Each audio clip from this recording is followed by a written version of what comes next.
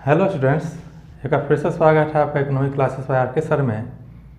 आज हम लोग रेवेन्यू को यानी आगम को डिस्कस करने वाले हैं। आगम की धारणाएं बताती हैं कि कोई उत्पादक अपने उत्पाद को बेचकर कितनी राशि को प्राप्त करता है और किस प्रकार प्राप्त करता है। हम जानते हैं कोई भी उत्पादक जो भी उत्पादन करेगा, जितनी इकाइयों का उत्पादन करेगा वह उसे बेचेगा।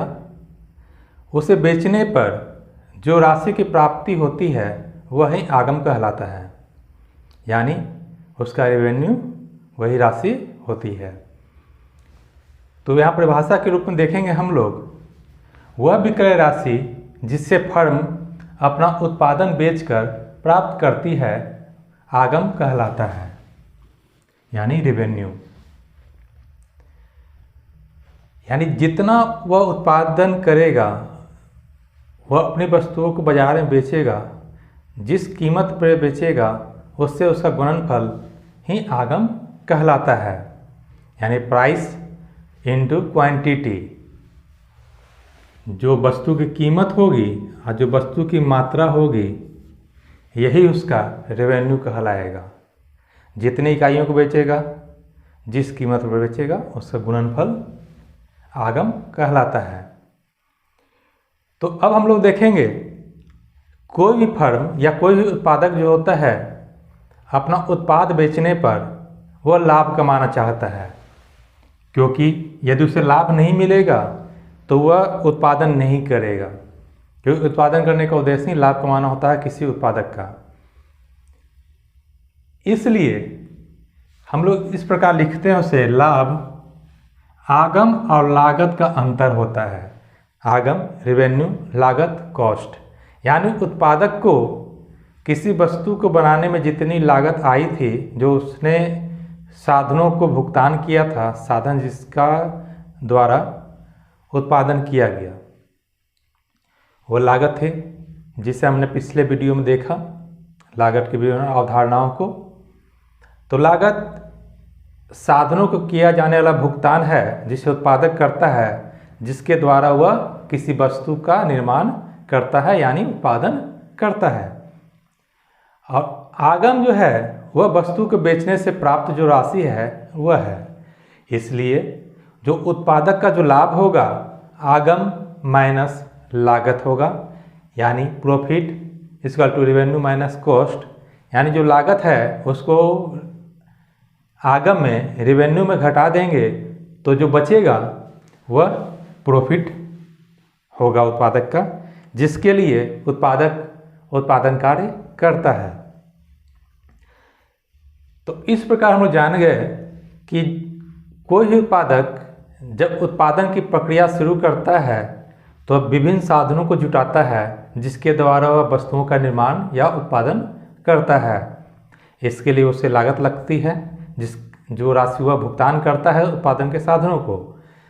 अब जब वस्तु का निर्माण हो जाता है तो उत्पादक उस वस्तु को बाजार में बेचता है। तो बाजार में बेचने से उसे राशि की प्राप्ति होती है, वह राशि उसकी आगम कहलाती है। और आगम और लागत के अंतर को लाभ प्राप्त किया जाता है, जो कि किसी भी उत्पादक का उद्देश्य होता है, लाभ प्राप्त करना। अब हम लोग देखेंगे रेवेन्यू के धारणाओं को, कॉन्सेप्ट के धारणाओं को, आगम के धारणाओं को देखेंगे हम लोग। आगम 3 प्रकार की होती हैं। पहला कुल आगम टोटल रेवेन्यू, दूसरा सीमांत आगम मार्जिनल रेवेन्यू, तीसरा औसत आगम एवरेज रेवेन्यू। तो यहाँ हमने लिखा था प्राइस इनटू क्वांटिटी। वह क्वांटिटी जो उत्पादक बेचता है पी कीमत पर, तो उसे जो टोटल राशि की प्राप्ति होती है, कुल राशि की प्राप्ति होती है, वह टीआर होता है, टोटल रेवेन्यू, जिसे हम लोग ने यहाँ लिखा है TR equal to P into Q.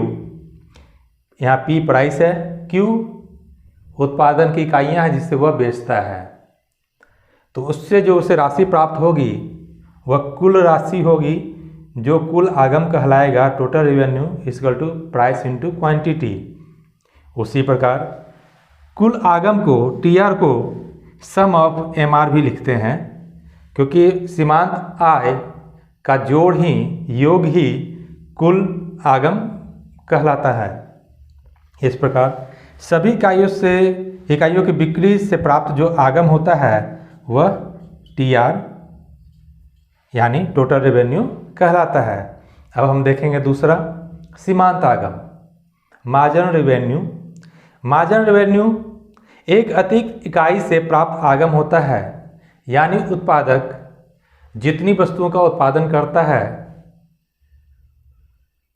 और उससे बेचता है, तो जो एक वस्तु यानी अतिरिक्त वस्तु को बेचने से उसे आगम में जो अंतर होता है उसका वह सीमांत आगम कहलाता है। इसलिए हमने इसे change into TR, change into Q. तो कुल आगम में जो परिवर्तन हो रहा है, कुल क्वांटिटी में परिवर्तन होने से वह मार्जिनल रेवेन्यू कहलाता है। इसे हम लोग इस फॉर्मूला में लिखते हैं एम आर एन या एन इकाइयाँ हैं सीमांत आगम की equal to T R N, कुल आगम की एन इकाइयों में घटाव करते हैं कुल इकाइयों माइनस 1। यानी एक अतिरिक्त इकाई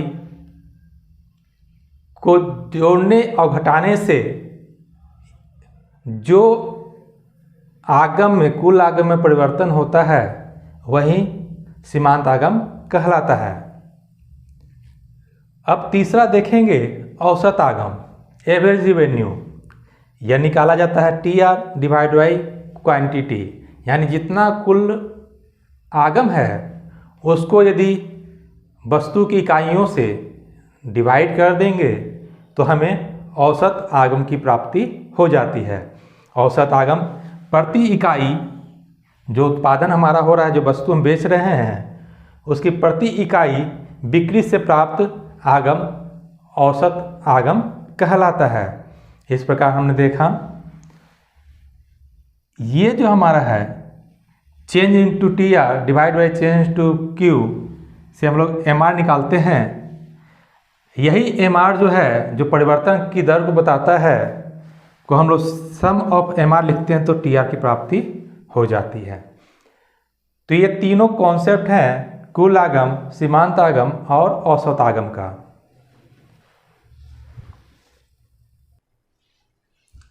अब हम लोग बाजार की दशाओं को देखेंगे कि विभिन्न बाजार दशाओं में आगम की क्या स्थिति होती है। तो आगम के लिए बाजार की ये 3 दशाएं हैं। पहला है पूर्ण प्रतियोगिता की दशाएं, जब बाजार में पूर्ण प्रतियोगिता की स्थिति होती है, और दूसरा होता है एकाधिकार एवं एकाधिकारिक प्रतियोगिता की स्थिति। इसमें 2 होते हैं, एक एकाधिकार एक एकाधिकारी, जो हम लोग आगे अभी देखेंगे। तो पूर्ण प्रतियोगिता और एकाधिकार एवं एकाधिकारी प्रतियोगिता की स्थिति में आगम किस प्रकार प्राप्त होता है, उसका ग्राफ किस प्रकार बनाया जाता है, उसका हम लोग अध्ययन करेंगे। इसके साथ हम लोग एक चीज़ जान लें कि जो औसत रेवेन्यू होती है, औसत आगम जो होता है वह वस्तु की कीमत के बराबर होता है, और दूसरा जो औसत आगम ही मांग की रेखा कहलाती है। यहाँ कीमत और औसत आय या औसत आगम एक बराबर होता है। इसका रीजन ये है कि औसत आगम प्रति इकाई आगम को बताता है और कीमत प्रति इकाई ही निर्धारित होती है।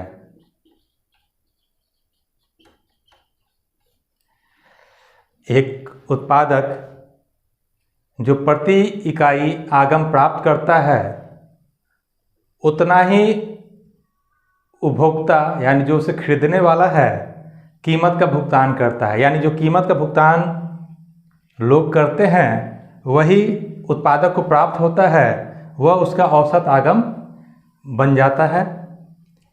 प्रति इकाई आगम जो TR डिवाइड बाई Q होता है, यानी जितना कुल आगम है उसको कुल क्वांटिटी से भाग दे देते हैं, कुल इकाइयों की मात्रा से भाग दे देते हैं, तो हमें औसत आगम की प्राप्ति हो जाती है।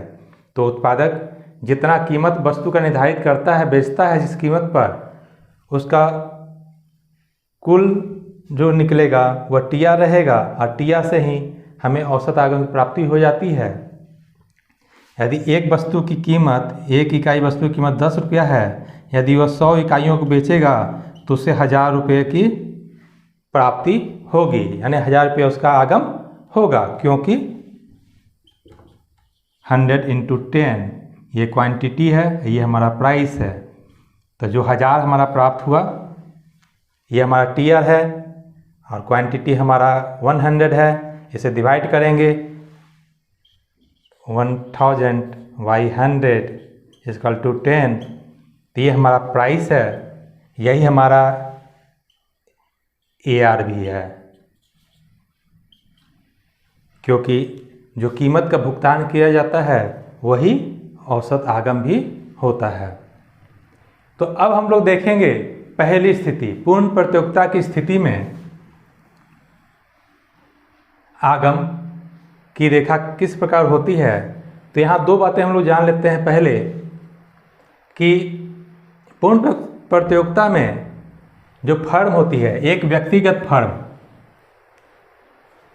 कीमत प्राप्त करता होती है, यानी वह कीमत से प्राप्त करेगी, वह कीमत का निर्धारण करने वाली फर्म नहीं होती है। कीमत का जो निर्धारण होता है वह उद्योग द्वारा किया जाता है। उद्योग हम लोग पहले ही पढ़ चुके हैं कि उद्योग में बहुत सारी कई सारी फर्में शामिल होती हैं। यह चीनी उद्योग में देश में जितने भी चीनी की मिलें होंगी, जो लोगों की होंगी, पर्सनल होंगी, वो सभी को शामिल कर लेते हैं। फर्म मतलब एक व्यक्तिगत फर्म, एक इकाई की बात कर रहे हैं, एक इकाई यूनिट की बात कर रहे हैं जो उद्योग में शामिल होता है। यानी ऐसी कई सारी फर्में उद्योग में शामिल होंगी। तो पूर्ण प्रतियोगिता में उद्योग कीमत का निर्धारण करता है, कोई फर्म कीमत का निर्धारण नहीं करता है। उद्योग कीमत फिक्स कर देता है कि आप किसी वस्तु का इस कीमत पर बेच सकते हैं। यह चीनी का कीमत बाजार में उद्योग द्वारा फिक्स कर दिया जाता है, 30 रुपये किलो, 40 रुपये किलो, इस प्रकार फिक्स किया गया। उस कीमत पर फर्म जो है, जितनी सभी फर्में हैं, कितना भी उत्पादन कर सकती हैं, कितना भी अपना वस्तु को यानी चीनी को बेच सकती हैं, उन्हें कोई रोकने वाला नहीं होगा। लेकिन कीमत का निर्धारण उद्योग करता है। तो कीमत द्वारा जब उद्योग द्वारा कीमत का निर्धारण किया जाता है तो फर्म उस पर कितनी भी मात्रा में अपनी वस्तु को बेचने के लिए स्वतंत्र है। इसलिए फर्म जो है कीमत प्राप्त करता होती है और उद्योग कीमत का निर्धारक होता है। पूर्ण प्रतियोगिता कृषि में AR = MR होता है, यानी औसत आगम सीमांत आगम के बराबर होता है।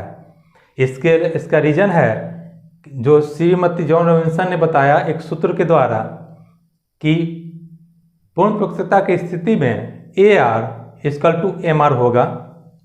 ऐसा इसलिए होगा क्योंकि पूर्ण प्रतियोगिता में जो AR रेखा की ढाल या लोच होती है वह अनंत के बराबर इन्फिनिटिव होती है। E = इन्फिनिटिव या अनंत के बराबर होती है। इस कारण ही जो पूर्ण प्रतियोगिता में जो AR रेखा होती है वह X अक्ष के समानांतर होती है, जो बताता है कि उद्योग द्वारा निर्धारित कीमत, जो कीमत उद्योग ने निर्धारित कर दिया है, यानी ये P जो कीमत है, उस पर कोई भी फर्म अपनी वस्तु की कितनी भी मात्रा को बाजार में बेच सकती है।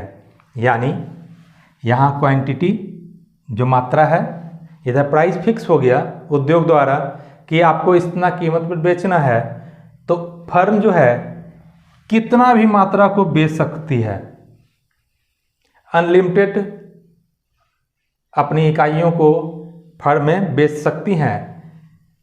इसलिए जो AR है, जो मांग की रेखा है, वह समानांतर होती है एक्स एक्सिस के, इसलिए क्योंकि वह चाहे तो कितना भी बेच सकता है, यहाँ वो कितना भी बेचता हुआ जा सकता है, इसलिए यह एक्स अक्ष के समानांतर होता है। जिस श्रीमती जॉन रॉबिन्सन ने सूत्र द्वारा स्पष्ट किया है, उनका जो बताया हुआ सूत्र है, जो गणितीय फार्मूला उन्होंने दिया, वह है AR = MR, ब्रैकेट में रहेगा E/E-1, यानी इलास्टिसिटी डिवाइड बाई इलास्टिसिटी -1। तो चूंकि पूर्ण प्रतियोगिता की स्थिति में इलास्टिसिटी अनंत होती है, E =∞ है, तो हम लोग इस सूत्र में E का वैल्यू पुट करेंगे तो AR = MR ∞/∞ -1। तो चूंकि इन्फिनिटी में कुछ भी अंक घटा दें या जोड़ दें, वह इन्फिनिटी भी रहता है या अनंत ही रहता है, तो हमारा जो प्राप्त होगा AR = MR, ब्रैकेट बंद ∞/∞। तो ये दोनों हट जाएगा, कैंसिल हो जाएगा, तो हमारे पास जो बचता है AR = MR, यानी जो औसत आगम है वह सीमांत आगम के बराबर होता है। इसलिए पूर्ण प्रतियोगिता की स्थिति में AR = MR होगा। यह रेखा एक्स अक्ष के समानांतर होती है, यह क्षैतिज रेखा है जो बताती है कि इस कीमत पर कोई भी फर्म कितनी भी मात्रा को अपने बेच सकती है, यानी वह कितना भी उत्पादन करके इस कीमत पर अपने उत्पाद को बेच सकती है और रेवेन्यू को प्राप्त कर सकती है। अब हम लोग इसी ग्राफ में TR और AR का संबंध को देखेंगे, यानी TR और AR का संबंध कि दोनों स्थितियां कैसी होती हैं। क्योंकि AR बराबर, हम लोग का AR और MR आपस में बराबर है, तो हमारा TR प्राप्त करना है। तो यहाँ हम लोग देखेंगे कि जब कोई फर्म मान लेते हैं Q मात्रा उत्पादन करके बाजार में बेचता है, यानी इस प्रकार,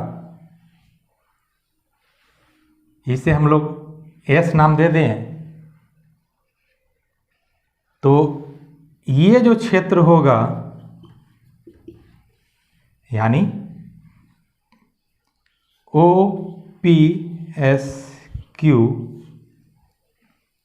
जो क्षेत्र होगा, यह हमारा TR है, कुल आगम कहलाएगा। पूर्ण प्रतियोगिता में हमारा AR समानांतर है और जितना क्वांटिटी उस पर फर्म बेचेगी उसका ये जो क्षेत्रफल है वह कुल आगम का क्षेत्रफल होगा, यानी उसका कुल आगम OPSQ होगा।